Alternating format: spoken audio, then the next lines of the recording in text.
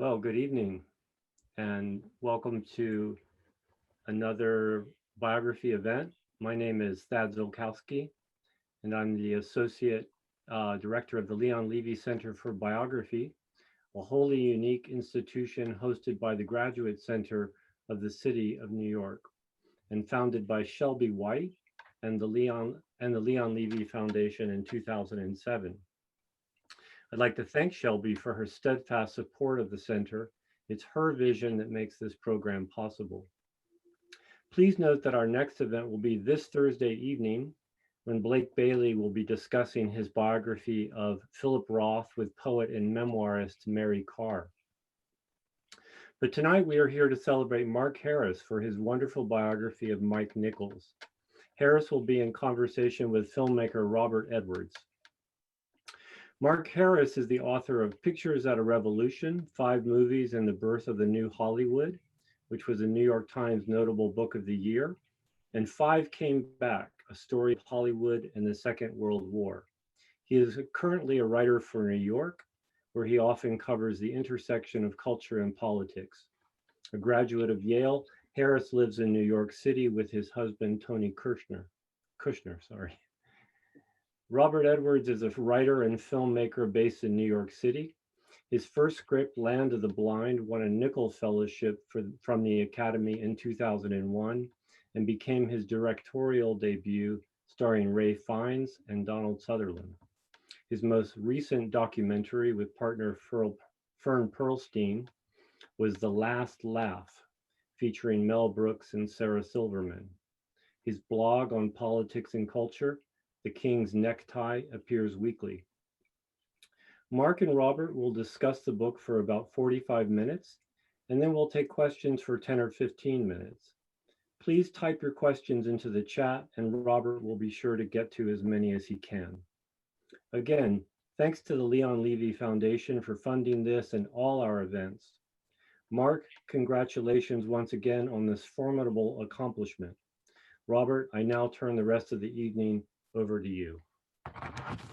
Thanks, Dad, and thank you everybody for tuning in. And Mark, thank you for being with us tonight. I just want to start out by saying that I was a huge fan of your 2008 book, Pictures of a Revolution, which uses the 5 Best Picture nominees from 1968 to talk about that moment when old Hollywood became new Hollywood. And that book includes quite a bit about Mike Nichols, so I was really thrilled to find that you were writing a full-length biography of him, and the end result just completely exceeded even my expectations. So congratulations and thank you for giving us this book. I want to name just 3 of the many, many unusual things that I learned about Mike Nichols in your book. Among the many movies he was offered and passed on were The Jerk and Animal House, which is very hard to imagine as a Mike Nichols film.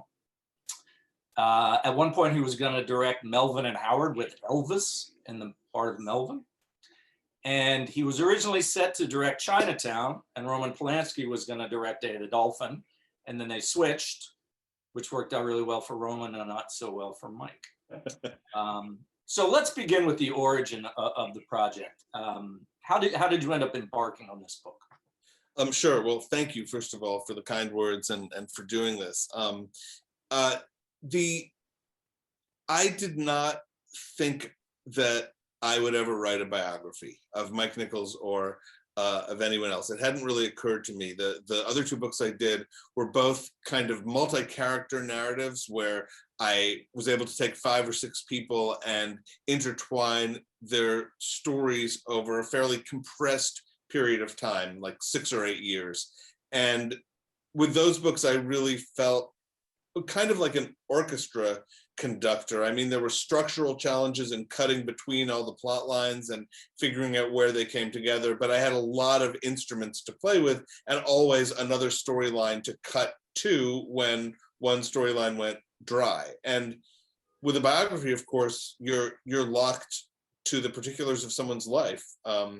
In this case, one life for 83 years. So I didn't come to the idea until after Mike passed away, which was at the end of 2014, when my publisher approached me and said, do you think this might be something that you want to do? And although I hadn't thought of it before, and in fact, I had spent some time encouraging Mike fruitlessly to write his autobiography, the more I thought about it, the more interested I was, because I think he had a truly unique life and career. Really, as a 20th century artist, his story is both kind of typical in a way, you know, that he starts as an immigrant before World War II, which is the story of so many people. But then this extraordinary set of two careers as a theater director and as a movie director, each for the same half-century period, and both of those being preceded by his career as a performer. I thought, there's no one else like him, and I knew enough about him to be interested, but I also knew that what I didn't know was tremendously more than what I did know. And so I thought, I'll never be bored by this. It will be so much fun and such an interesting challenge trying to understand who he was and why he made the decisions he made. And you alluded to the fact that you knew Mike personally, which is not always the case, or it's rarely the case, in fact, with biographers. So I imagine that must have affected how you approached the process. It did. I knew Mike because in 2000 or 2001, he started working with my husband on the HBO version of Angels in America. And then I knew him because, in another way, because a few years later, when I started work on Pictures at a Revolution, I interviewed him really extensively about The Graduate, and then we knew each other socially. So one of the things I worried about when I started the book or research on the book was how much am I going to be able to push that out of the way? Because this is in no sense a personal memoir, and it's not an authorized book either. I mean, I wrote it with the permission of Mike's family, but they had no say over the content, and they did not ask to see the book or ask that anything be left out or anything like that. But I thought, you know, I hoped my instincts just as a journalist and an investigator and a historian would take over, and because I didn't want to exclude anything that belonged in the book. And as I started to work on it, I realized that it really wasn't something that I had to worry about, because although I felt that I had known Mike for a long time, in this 35 chapter biography, I come in at chapter 32. I mean, the years where I didn't know him are so much more tremendous, and the degree to which the person I knew had been shaped by those prior experiences that I didn't know about was so great that in many cases, most of the time I was working on it, I didn't have the Mike that I knew in my head at all. It was only when we got to the later years that I did. It's interesting you say that, because I wanted to ask you if your own personal impression of Mike, or how you thought of him, changed as a result of writing the book and the research that you did. Oh yeah, tremendously. It changed a lot. I mean, the Mike that I knew, because I got to know him when he was about 70, I guess. And by then he was at a very settled, generous, happy place in his life. And I don't think I had any idea. I mean, he had told me, he used to say, I started out as a prick and then I changed. He was talking about the way he directed and the way he behaved toward other people very early in his career in some cases. But I don't think I had any idea of the depth of the struggles of his early childhood. I know that I didn't have any idea of what a factor depression had been in his life through the decades. That was probably, of the personal things I found out about him, the thing that surprised me the most was that so much of his life was a struggle against being pulled down by this darkness that he really seemed to have conquered or obliterated by the time I knew him. I think that's the experience that a lot of people, myself included, had reading the book. You know, he's a public figure. We thought we knew him, but the public Mike Nichols, who's very suave, he's the epitome almost of this suave, urbane, accomplished guy, is totally at odds with the tortured and, you know, depression suffering individual that you're describing. Well, I think more, many people have a public self and a private self. I think we all, are different when we're off the Zoom camera than when we're on, and for famous people, exponentially more so. But I think Mike had a very composed public persona, even more than most people, because he had to from early in his life. I mean, he grew up an immigrant. He came to the United States at 7, not speaking any English. He was bald from very early childhood as the result of a vaccination reaction, and so he didn't look like other kids. And he really had to create a self that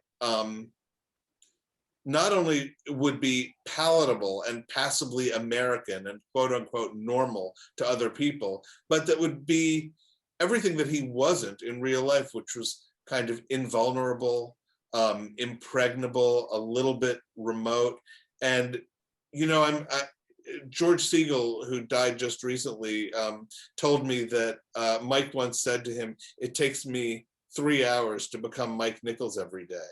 And that, when you're doing research, certain quotes really stick with you. They sort of become like distant beacons that you're rowing toward. And that quote, that thing that George Siegel said really stayed in my mind, because what does it mean to feel that you can't go out in the world until you create a self that's acceptable to you and to other people? I think that was a big factor in Mike Nichols becoming Mike Nichols.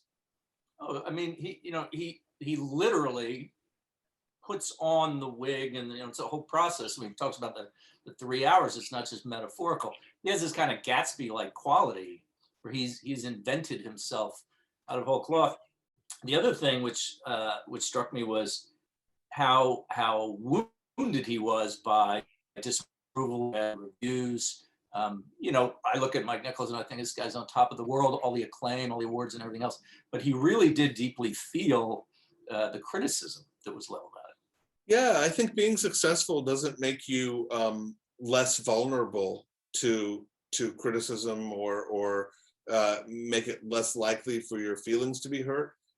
He was certainly prone to that. And I should also say, I hope that people who read the book will not come away with the impression that Mike's exterior was false, because I think there's a big difference between an invented self and a phony self.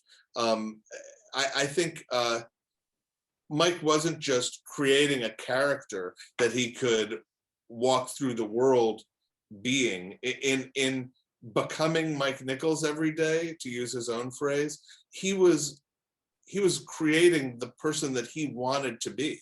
And with every year that passed, he actually got closer to being that person.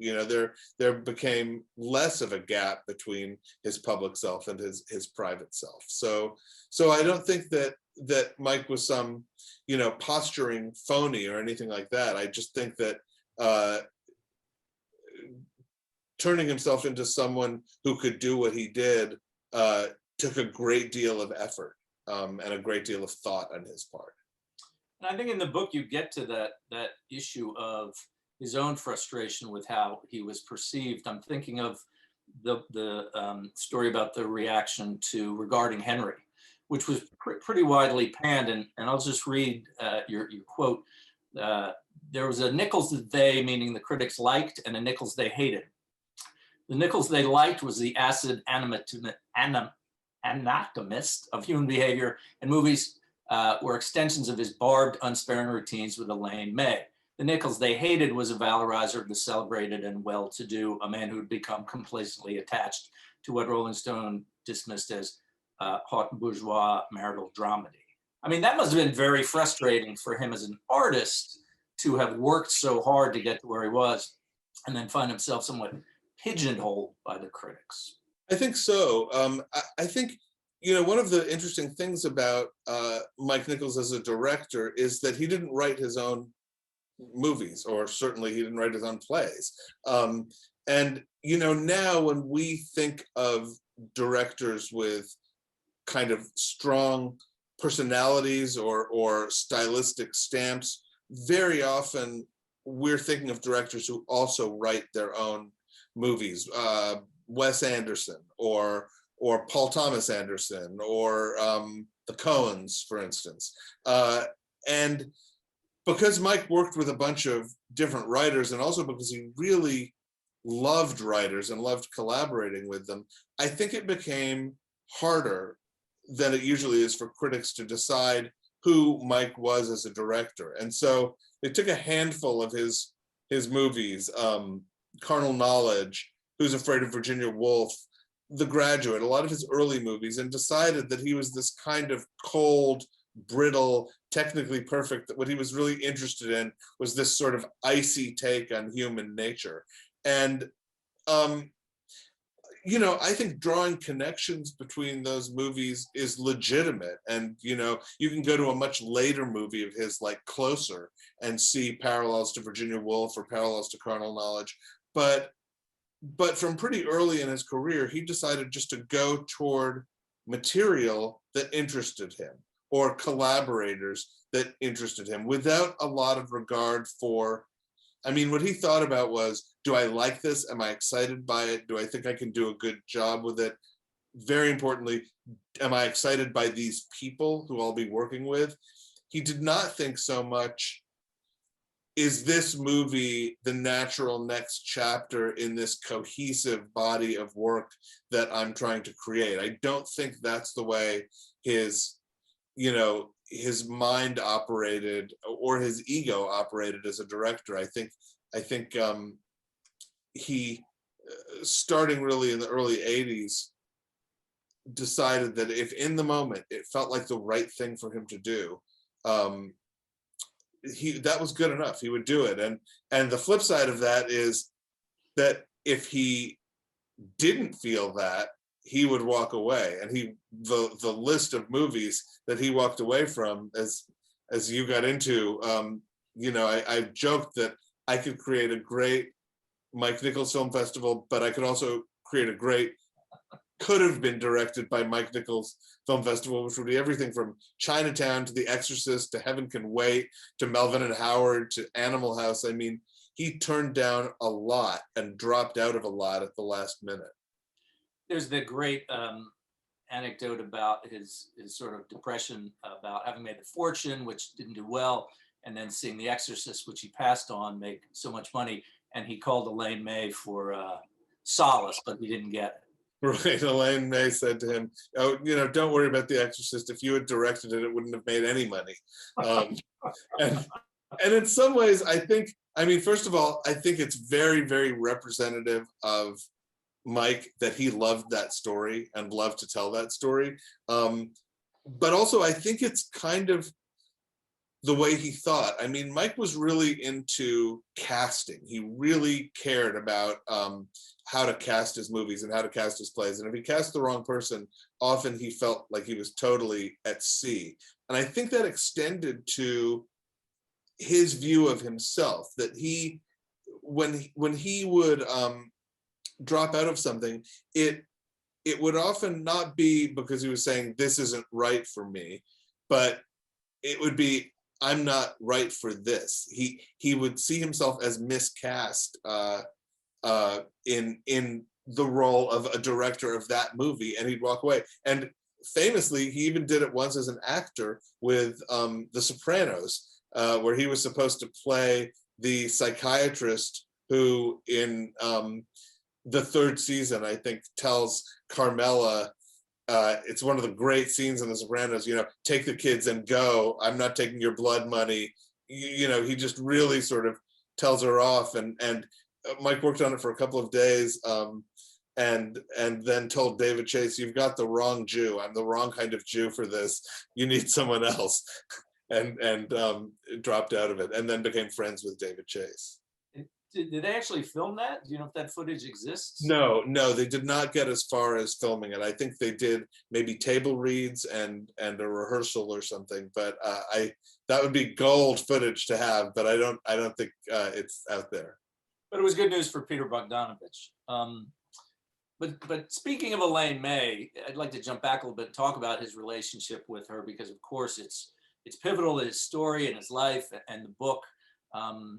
Can you talk a little bit about their whole working and personal relationship?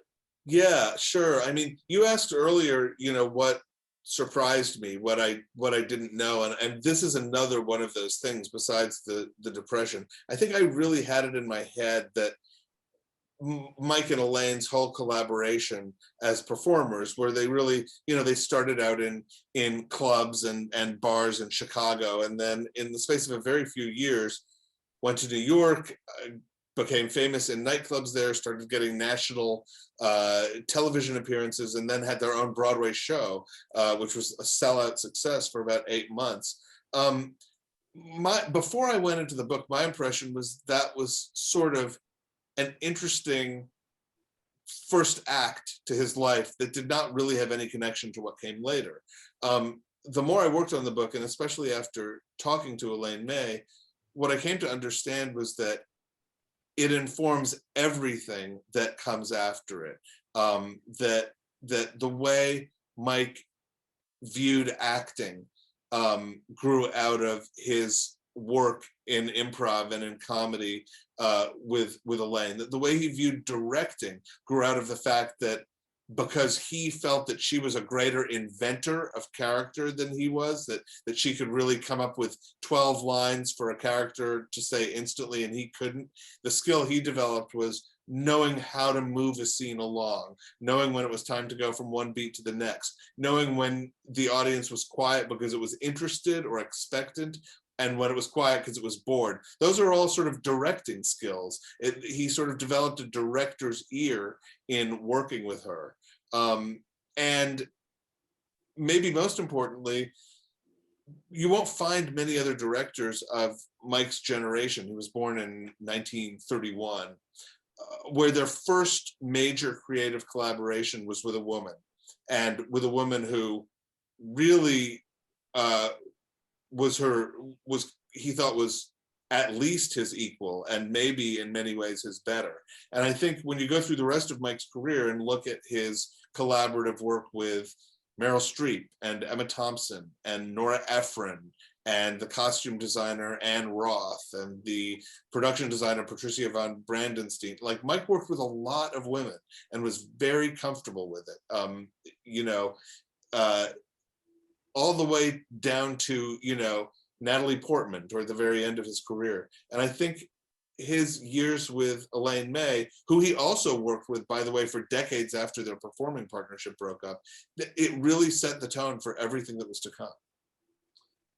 I mean, you can't help but think about that, and many people have noted this in The Graduate at the end when Dustin Hoffman's pounding on the glass and he's screaming, Elaine, Elaine, Elaine. So I did all of Pictures at a Revolution, which took me probably 4 years to research and write. Never occurred to me. Like it just shows you how you can work on something forever and think you've considered it from every angle, and then it's right in front of your nose and you can't believe it. And when I this time it did occur to me, because Elaine was so much in my head, and I had this moment. I remember sitting in the library and thinking, oh my God, was the character in the novel named Elaine? And she was. But then maybe that was one of the reasons Mike picked the novel. Well, I was wondering if you could talk a little bit about the contrasting arcs of their careers, their directing careers, because Mike had many hits and made many classic films, but he had a lot of flops too. And he continued to work. Elaine May famously had one big flop, which to this day remains a punchline in the industry, even though it's having kind of a renaissance. And that effectively killed her career. Right. I mean, I don't think you can look at their respective careers without considering gender and the different opportunities for men and women in their positions. I mean, I'm not sure how Elaine May would feel about me saying that, because I haven't heard her talk about it. But as a director, she came out of the gate with two really good comedies, A New Leaf and The Heartbreak Kid, and then a really interesting change of pace, this film called Mikey and Nicky. These are all streaming, you can see them. And then a few years later, Ishtar, which was her biggest budget movie, and the one that, as you said, kind of in one stroke ended her career as a director. And you know, what was interesting to me, and what I didn't realize until I started doing the work on the book, is when Nichols and May broke up as a performing team, which was 1962, 1963, the sort of prevailing notion in the press was, well, she will obviously be fine. I mean, no one imagined that she was going to be a director, because people just didn't think of women in those terms. But the consensus was that she was a brilliant performer who could go on to do anything, and they weren't quite sure what was going to happen with Nichols, and that's something he felt too. And careers are idiosyncratic, and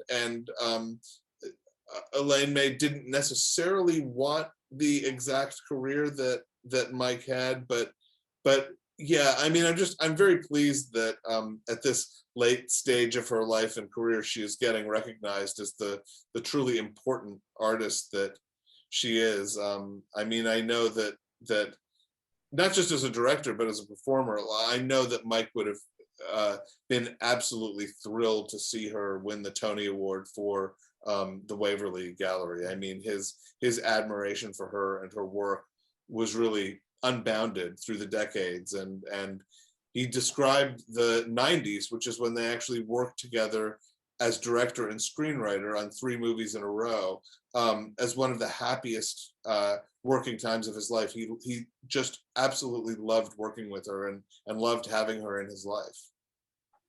I was wondering if you could talk a little bit, speaking of Nichols and May, about their influence on comedy in general. And you talk in the book about how they were the avatars of a generational shift from an old school of comedy to a new one.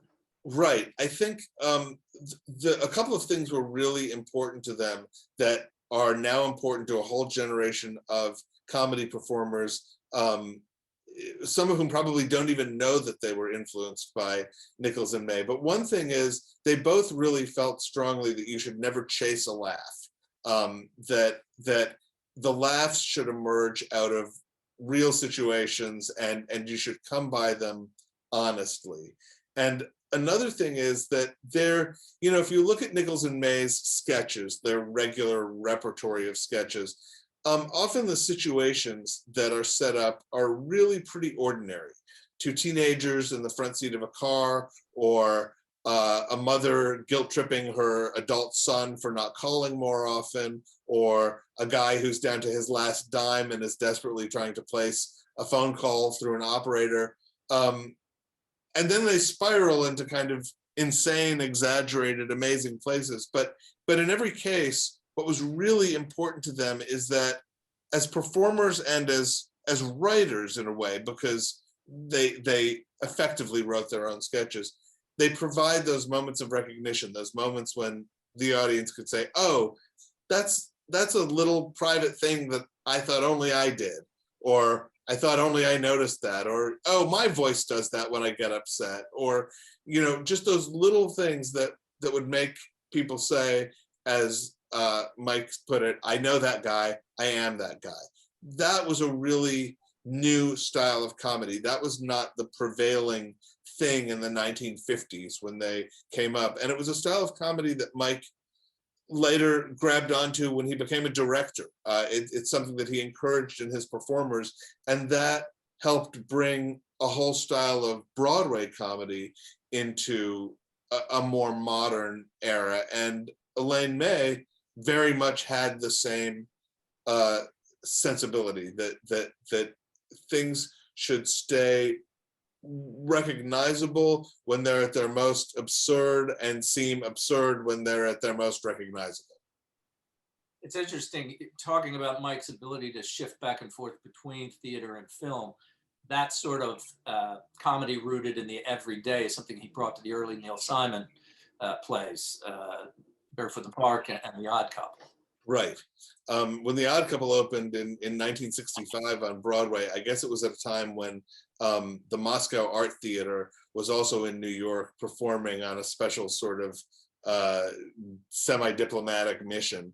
And some critics said, you know, the Moscow Art Theater should go see The Odd Couple and watch the first act, and then they'll know really what naturalistic acting is, because what Mike Nichols did in that play, the whole first act of the play is basically a poker game.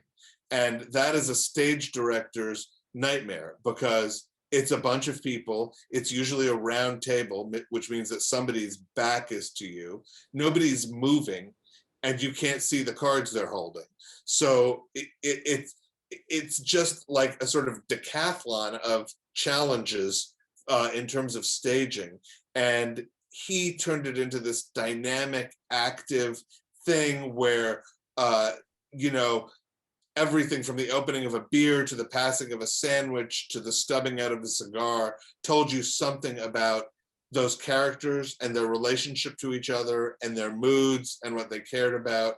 And, you know, writing about theater, I found, which I hadn't done before, was really, really tough, because you're not only writing about something that readers aren't going to be able to see, but in the case of something like The Odd Couple, I was writing about something that I couldn't see.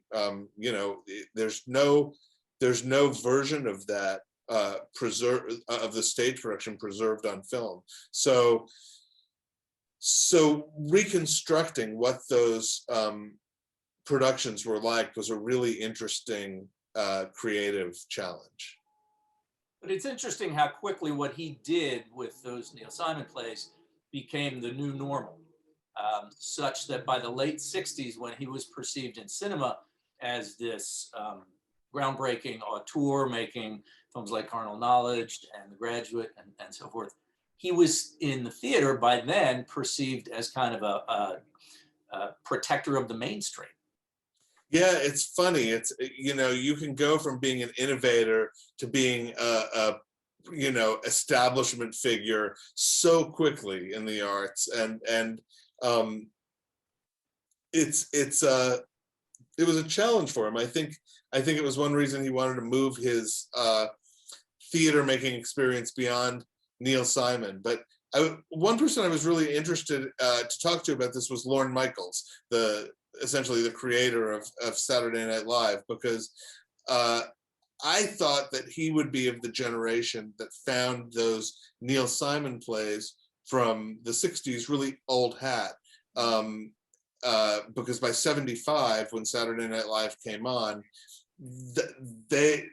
Saturday Night Live was in a way rebelling against that kind of comedy as much as the Neil Simon plays were rebelling against an earlier kind of comedy. But that wasn't the case at all. Lorne Michaels had seen those productions, and he said, oh, no, they were revolutionary.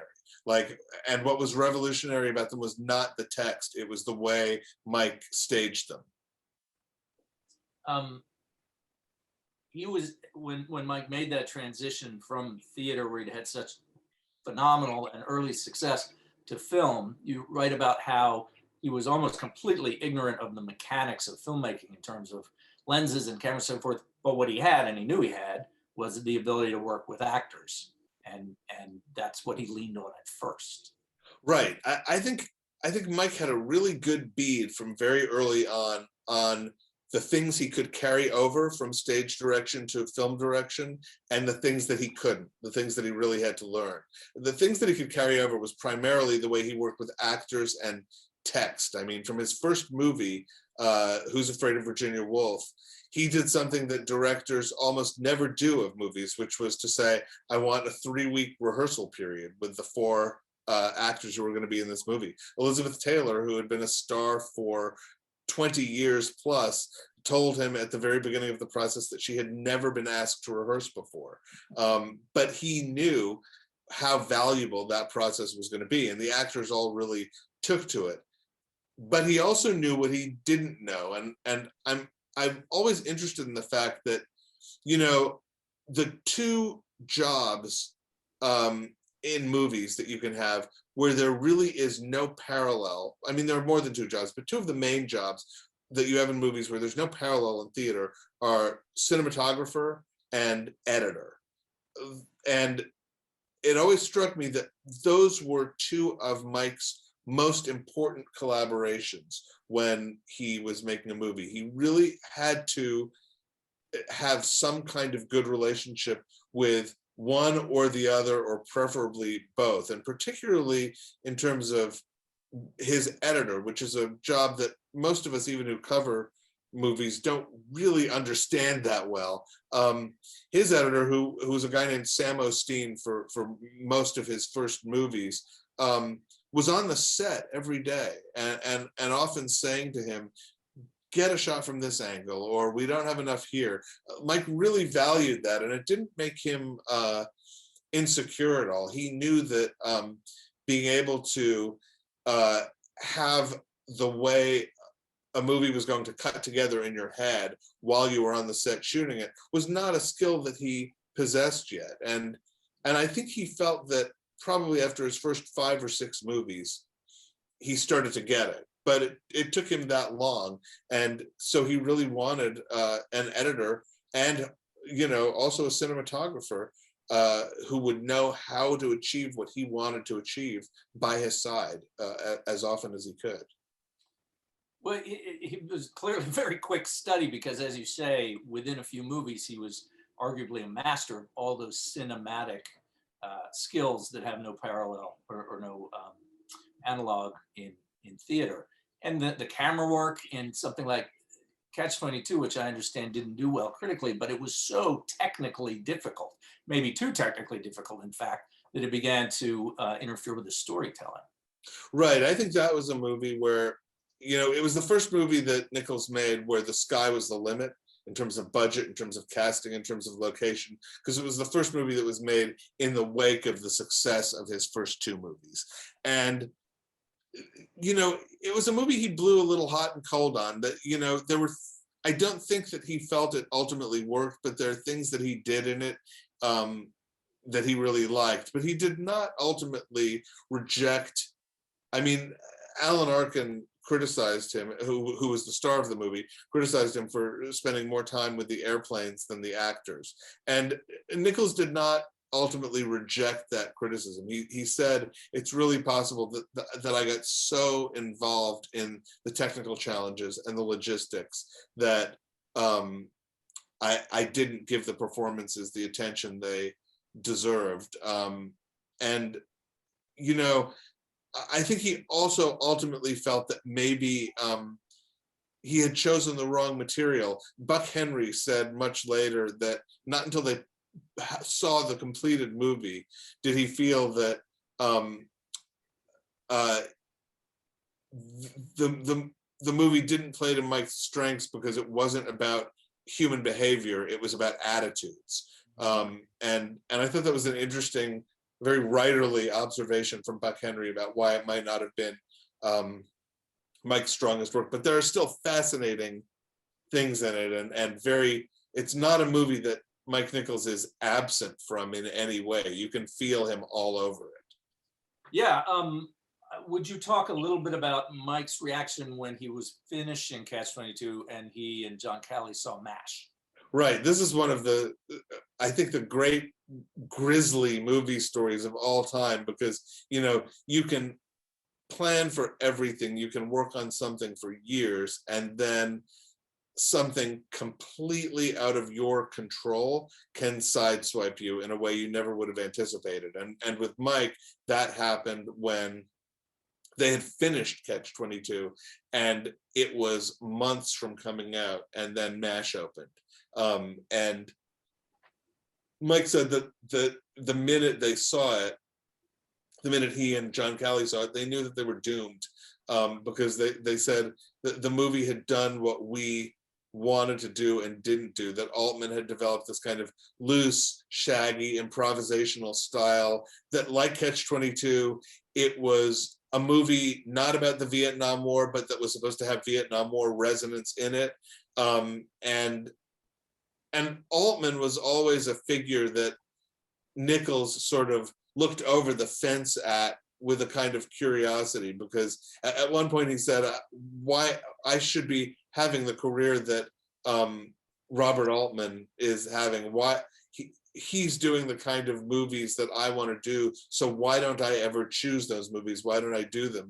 And he said, you know, I think I'm going to do them. I try to do them. And then it always ends up being something much more tightly controlled than I had in mind. It's a, you know, one of the reasons I loved writing about him and that I never got bored exploring his life was that he was so interestingly introspective and open about that stuff. It was he never discussed his movies or his choices defensively. He was just really, you know, always open to thinking about, you know, all of the things he could have done differently, and not embarrassed in any way when something he didn't work out the way he wanted it to do. Sometimes he was upset, sometimes he was surprised, but he was almost never defensive about it. And speaking of things that you discovered in the course of researching and writing the book,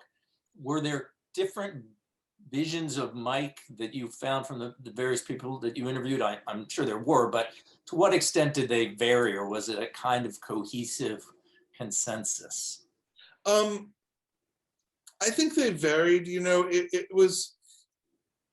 they varied in a way depending on what phase of Mike's career I was interviewing someone about. You know, I talked to around 250 people for the book, and some of them only knew Mike Nichols as an old man at the end of his career. Some of them worked with him on his very first play and then never again. Some of them worked with him at a time when one of his marriages was falling apart, or when he was recovering from a breakdown. Others worked with him at a time when he was happy and successful and felt on top of the world. And so the differences mostly had to do with those things, but I was really interested in how many similarities there were, how many consistencies there were through the decades and through his ups and downs, that always seemed to hold true for him. Now, he famously had many friends, famous friends and not so famous friends. One of whom was Susan Sontag. And if I remember correctly, they met on the first day, or his first day, at the University of Chicago. Is that correct? They did. I think it was both of their first days. She had just transferred and he was starting his freshman year, and they met on the registration line. And you know, he did have one of those unique lives that seemed to touch so many other lives. And part of it is that he got famous so early, you know, when he was in his 20s in the late 1950s, and stayed successful for so long that just in terms of who he directed, like, surely there's no one else who directed everyone from Natalie Portman to Lillian Gish. I mean, that's like the entire history of American cinema, you know, in one career. But Susan was hard on him creatively or critically, isn't that so? Yeah, I think Mike liked having some people in his life who were kind of not the devil on his shoulder, but the stern conscience on his shoulder. He kind of liked having someone who would say to him, "What are you directing this garbage for? You should be doing something serious. You should be," you know. He didn't always listen, but he didn't resent it being there. And Sontag was someone who, in interviews, would publicly say to him, say about him, you know, "I don't know why he's wasting his time. He's one of the few people in this country who could direct Bertolt Brecht. Why isn't he doing that?" And then also apparently she borrowed a ton of money from him and never paid it back. It was a complicated relationship, I think. Well, I want to get to the questions because we have a few, but one more before we go. He wasn't, speaking of his friends, he wasn't averse to using them as leverage when it was useful. And I'm thinking of Who's Afraid of Virginia Woolf and the problems he had with the Catholic Church. Right. Tell that story. Yeah, that's a great moment of Mike sort of pulling all of the strings at his disposal.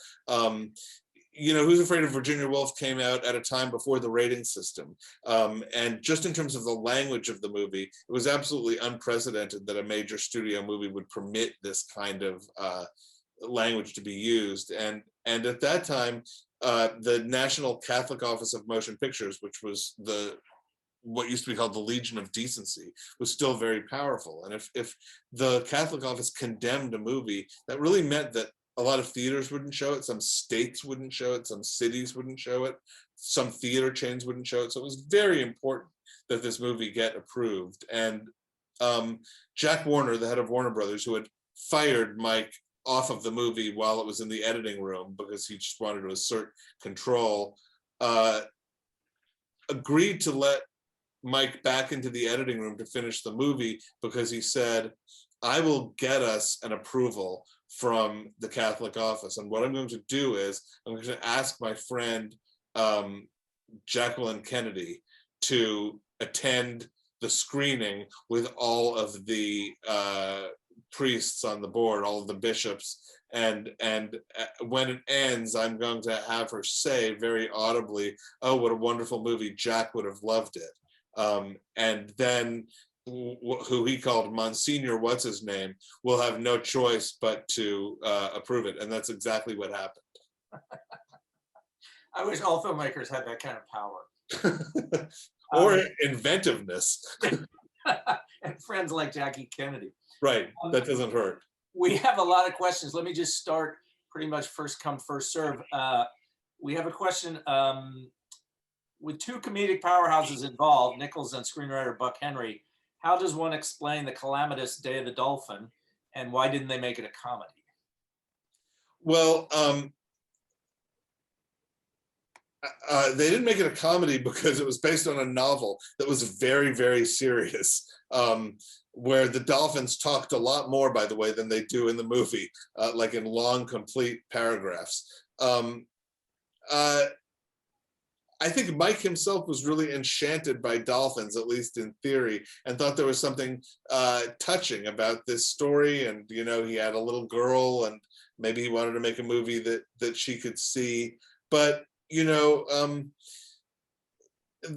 collaborations between talented people are no guarantee of success. And this movie was made in some ways for a bad reason, which is that Mike owed the financer, Joe Levine, who had made The Graduate and I think Carnal Knowledge, one more movie, and he had to fulfill this contract before he could move on. And so it's conceivable that he just jumped at the wrong thing. Although The Day of the Dolphin does have some fun moments in it and a few Mike touches. Mike himself was not a fan at all. He would, anytime he brought it up, he would dismiss it as the fish movie. That's what he called it.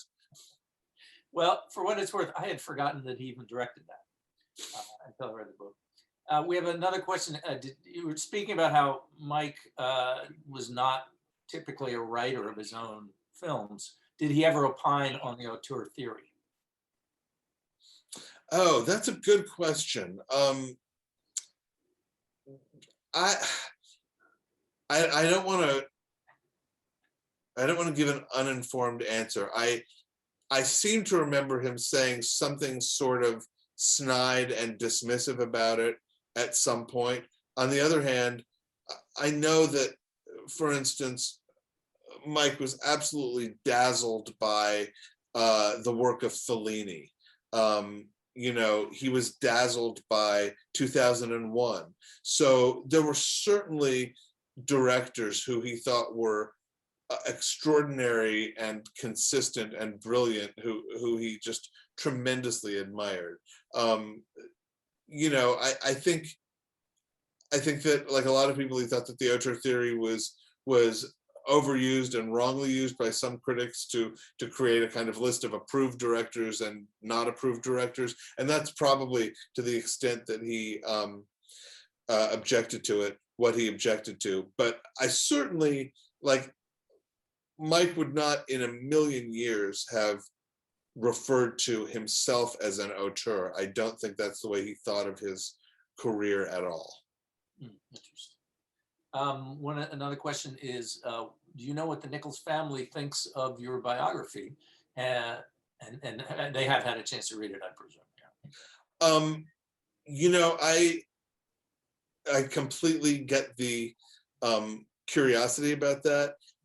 And I think what I want to say about that is that Diane Sawyer and Mike's 3 kids did me an enormous service by allowing me to do the book, by not standing in anyone's way, by allowing me to make public that they were okay with doing the book, and by asking nothing in return.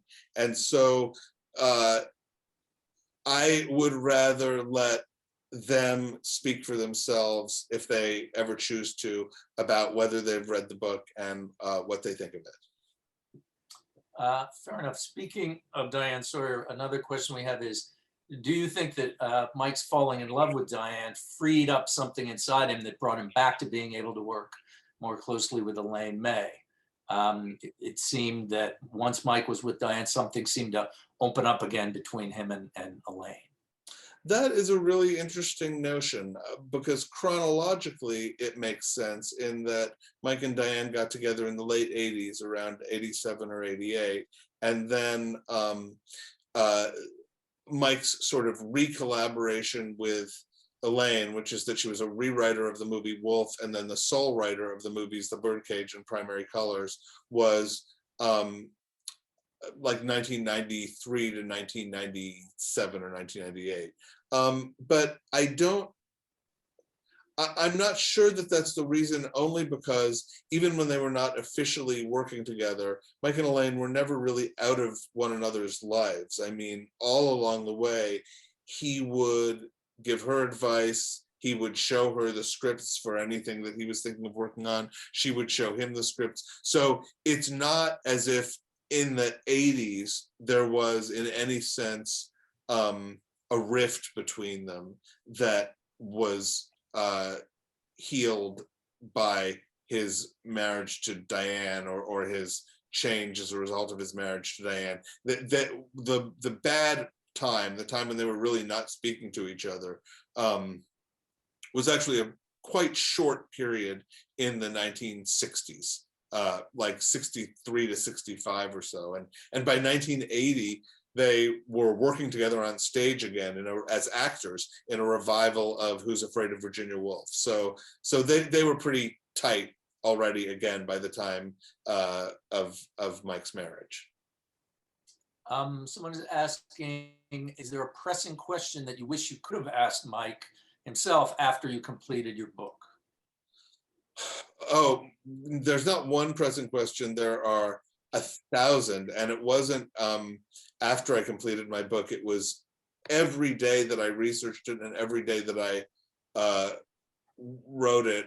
You know, I've said that sometimes I felt Mike over my shoulder while I was working on this, but I think the truth is that in my head, I was often over Mike's shoulder saying, so why did you do that? Or why did you walk away from that? Or what about this upset you? Or how did this happen? Like there were so many questions I couldn't answer. And fortunately, there were A, 250 people I could ask, and B, there was a pretty good public record of Mike giving decades of interviews where at least I had something to go on. But oh yeah, there's not a single, I mean, if I had to think of only one question I could ask Mike, my head would probably explode. Probably it would be like, so what do you think of the book?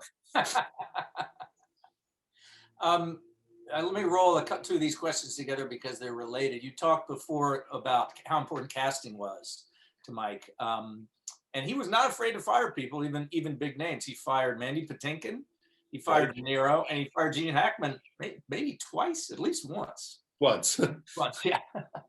So the question is, what were some of the casting mistakes he made? And do you know the thoughts of those actors, or have they made any public statements about having been axed? Well, I talked to Robert De Niro, who was fired from a movie that Mike ended up walking away from after he had started shooting it. It was never completed, although it was kind of then rewritten from head to toe and became the movie The Goodbye Girl.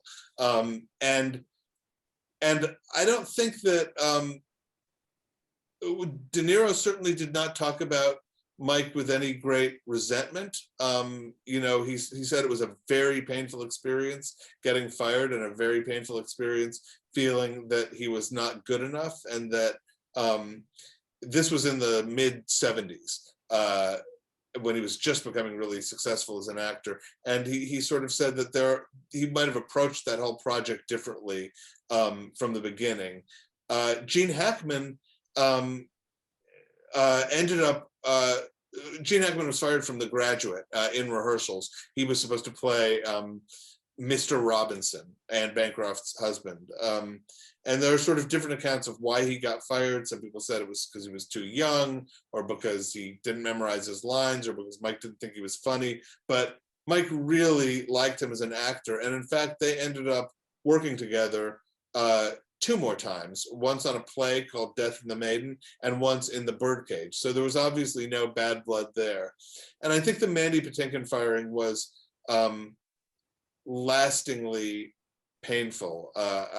I don't know the degree to which that was ever healed or not, but I know that at the very end of his life, when Death of a Salesman, the revival that Mike directed with Philip Seymour Hoffman, was on Broadway, Mandy Patinkin came backstage to congratulate the cast, and Mike sort of snuck out of the theater, he said, so that Mandy Patinkin would just have his time with the actors and wouldn't feel awkward or uncomfortable seeing him. So I think Mike was very aware that firing someone is a painful thing. I mean, you're levying a really harsh judgment in some ways, even if it's a judgment about your own decision to cast them in the first place. You're potentially depriving them of an opportunity. So it was rough. I mean, he certainly didn't brag about firing them, but he did once say, you know, I fired some of the best actors in the business. And just to continue, let me jump ahead with the questions because it's a related one. One of the most difficult stories to read in the book is the experience that everyone had on What Planet Are You From?, where Mike had gone in with a lot of respect for Gary Shandling comedically, and then they found their styles didn't mesh at all. Right. That was just a really misbegotten project from the beginning, and by everybody's account, it was really not Mike at his best at all. He seemed to have a kind of personal animosity toward Shandling that he later said stemmed from the fact that something about Shandling's performance style and neediness and insecurity reminded him of his earlier self in a way that just triggered something awful in him.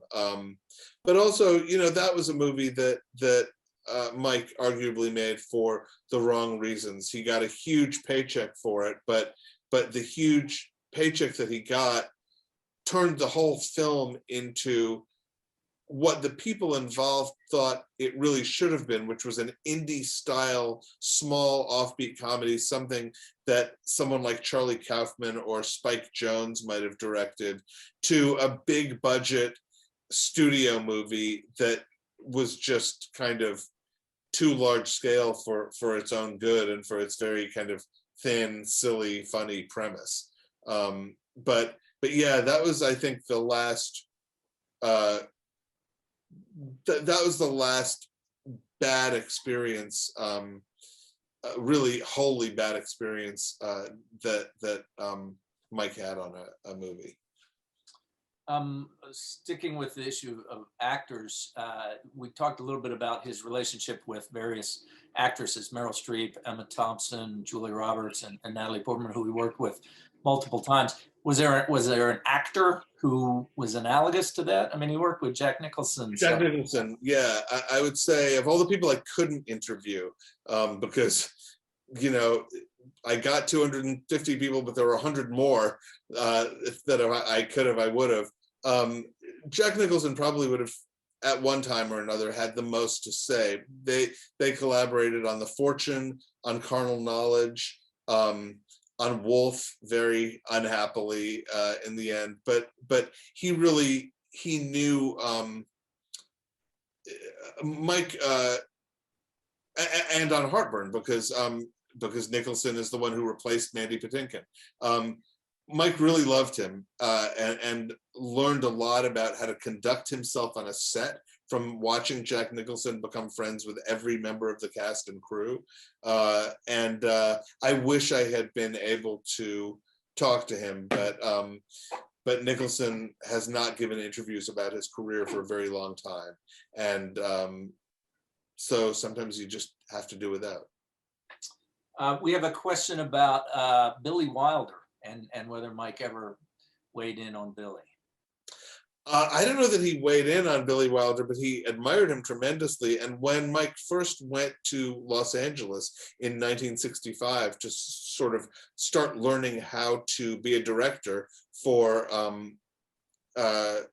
Who's Afraid of Virginia Woolf, Wilder was incredibly generous to him and took him under his wing.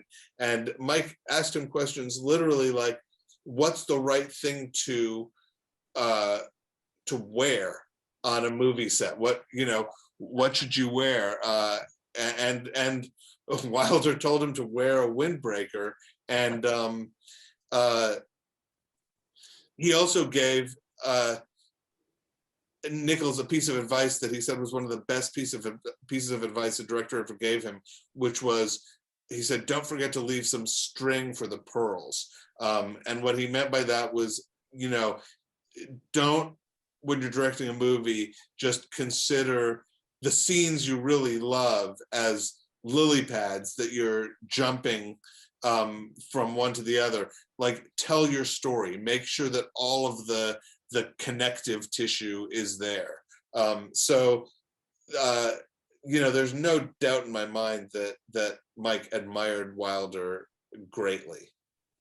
And Mike returned the favor in a way as a kind of mentor to younger directors when he was a kind of eminence grizz. Yeah, Mike was really very kind to young talent, and when he saw somebody's work that he really admired, he would reach out, whether it was to someone like Steven Soderbergh or Bennett Miller. He would make connections with younger directors and really become their champions and their kind of guidance counselors, if that's what they needed, their godfathers. I mean, Mike wasn't competitive that way at all. He liked and admired talent very, very much. I wanted to ask you, apropos some of the questions here, a little bit about Mike's personal life, which was famously lavish in terms of how he lived. Yeah. From the time he started making a lot of money, which was even before he started directing, the Nichols and May time, Mike always liked to live to the edges of his financial capacity, and that did get him in trouble at some points, but it also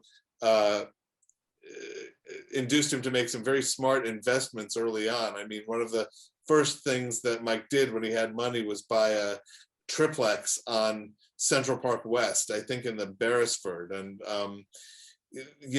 that was a moment when Central Park West wasn't considered quite the perfect prime piece of real estate that it is now, but close enough so that he loved having nice places to live. He had a big house in Connecticut with a fantastic horse farm on it. He had a big ranch in Southern California. He had at one point a double wide townhouse on the east side of Manhattan.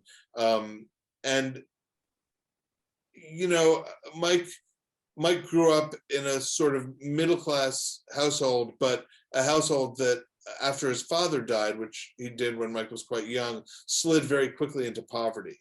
And so I think that really shaped his relationship with money all of his life. The feeling that no matter how much you made, it could all go away, and also the feeling that you'd better spend it while you have it. You'd better enjoy it. So yeah, he liked wealth. He liked living well, for sure. Well, I don't begrudge him at all. He earned every penny, and he brought great joy to a great many people and insight into the human condition. And so does your book.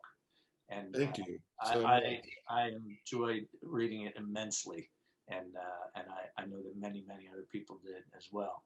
I think we have to wrap up, but is there anything we haven't touched on that you wanted to address? Oh my gosh. Everything. Yeah, I think we've touched on a lot. I hope that people enjoyed the book, and I hope that they're maybe moved to go visit or revisit some of Mike's movies, almost all of which are available on various streaming services. It's really a filmography that's worth diving into, and a career that I hope you enjoy exploring as much as I enjoyed exploring it. Thank you so much, Mark. Thad, should I throw it back to you? I don't know if he can hear me. I can't hear you. We're good. Thank you very much. Thank you so much. That was terrific. Thank you very much, Mark. Thank you, Robert. Thanks everyone. I really appreciate it. See you soon, I hope. Everyone, Take care. Take care. Thank you.